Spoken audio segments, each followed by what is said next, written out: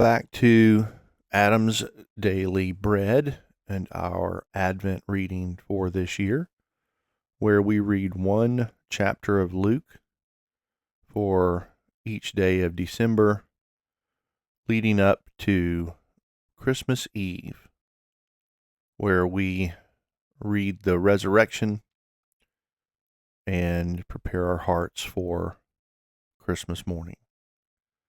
All right, so it is December 9th, and we're reading Luke 9. He called the 12 together and gave them power and authority over all demons and to cure diseases. He sent them out to preach God's kingdom and to heal the sick. He said to them, "Take nothing for your journey, neither staff, nor wallet, nor bread, nor money. Neither have 2 coats apiece. Into whatever house you enter, stay there, and depart from there. As many as don't receive you, when you depart from that city, shake off even the dust from your feet for a testimony against them." They departed and went throughout the villages, preaching the good news and healing everywhere. Now Herod the Tetrarch heard of all that was done by him, and he was very perplexed, because it was said by some that John had risen from the dead, and by some that Elijah had appeared, and by others that one of the old prophets had arisen again. Herod said, "John I beheaded, but who is this about whom I hear such things?" He sought to see him. The apostles, when they had returned, told him what things they had done. He took them and withdrew apart to a deserted place of a city called Bethsaida. But the multitudes, perceiving it, followed him. He welcomed them and spoke to them of God's kingdom, and he cured those who needed healing. The day began to wear away, and the 12 came and said to him, "Send the multitude away, that they may go into the surrounding villages and farms, and lodge, and get food, for we are here in a deserted place." But he said to them, "You give them something to eat." They said, "We have no more than 5 loaves and 2 fish, unless we should go and buy food for all these people." But they were about 5,000 men. He said to the disciples, "Make them sit down in groups of about 50 each." They did so, and he made them all sit down. He took the 5 loaves and 2 fish, and looking up at the sky, he blessed them and broke them, and gave them to the disciples to set before the multitude. They ate and were all filled. They gathered up 12 baskets of broken pieces that were left over. And he was praying alone. The disciples were with him and asked them, "Who do the multitudes say that I am?" They answered, "John the Baptizer. But others say Elijah, and others that one of the old prophets has risen again." He said to them, "But who do you say that I am?" Peter answered, "The Christ of God." But he warned them and commanded them to tell this to no one, saying, "The Son of Man must suffer many things and be rejected by the elders, chief priests, and scribes, and be killed, and the 3rd day be raised up." He said to all, "If anyone desires to come after me, let him deny himself, take up his cross, and follow me. For whoever desires to save his life will lose it, but whoever will lose his life for my sake, the same will save it.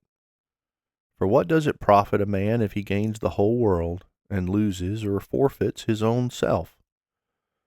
For whoever will be ashamed of me and my words, of him will the Son of Man be ashamed. And when he comes in his glory and the glory of the Father and of the holy angels.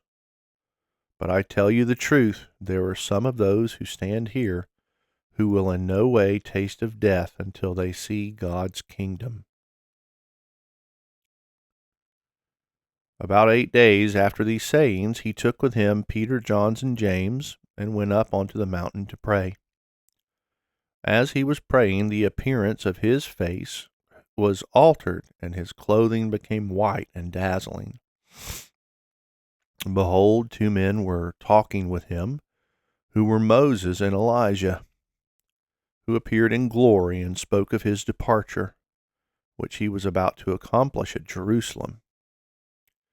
Now Peter and those who were with him were heavy with sleep. But when they were fully awake, they saw his glory, and the two men who stood with him. As they were parting from him, Peter said to Jesus, Master, it is good for us to be here. Let us make 3 tents, one for you, and one for Moses, and one for Elijah, not knowing what he said. While he said these things, a cloud came and overshadowed them, and they were afraid as they entered into the cloud. A voice came out of the cloud, saying, This is my beloved Son. Listen to him. When the voice came, Jesus was found alone. They were silent, and told no one in those days any of the things which they had seen. On the next day, when they had come down from the mountain, a great multitude met him. Behold, a man from the crowd called out, saying, Teacher, I beg you to look at my son, for he is my only child. Behold, a spirit takes him.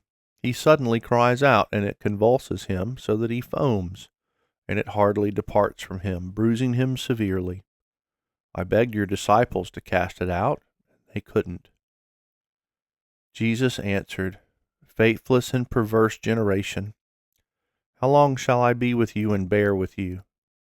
Bring your son here. While he was still coming, the demon threw him down and convulsed him violently.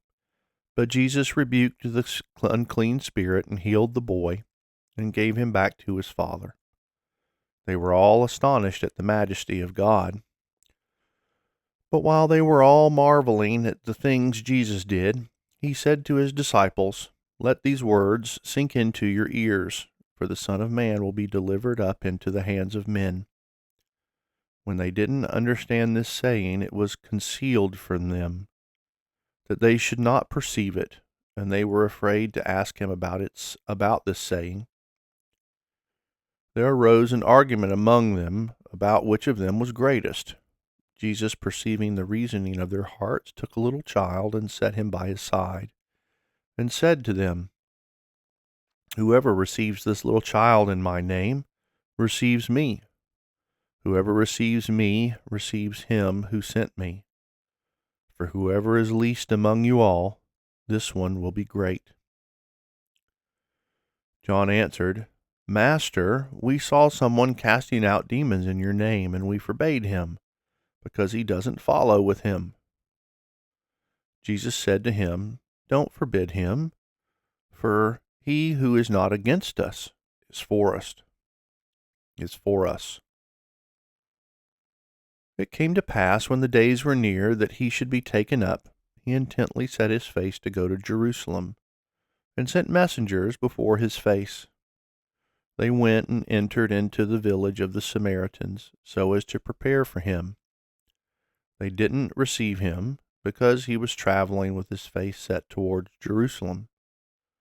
When his disciples, James and John, saw this, they said, Lord, do you want us to command fire to come down from the city and destroy them, just as Elijah did? But he turned and rebuked them. You don't know what kind of spirit you are. For the Son of Man didn't come to destroy men's lives, but to save them. Jesus went to another village. As they went on the way, a certain man said to him, I want to follow you wherever you go, Lord. Jesus said to him, The foxes have holes, and the birds of the sky have nests, but the Son of Man has no place to lay his head. He said to another, Follow me. But he said, Lord, allow me first to go bury my father. But Jesus said to him, Leave the dead to bury their own dead, but you go and announce God's kingdom. Another also said, I want to follow you, Lord, but first allow me to say goodbye to those who are at my house. But Jesus said to him, No one, having put his hand to the plow and looking back, is fit to God's kingdom. That ends Luke 9 and the reading for the 9th day of Advent in Adam's Daily Bread. Thanks for being here. See you tomorrow for the day 10 Advent reading. Thanks so much. Bye-bye.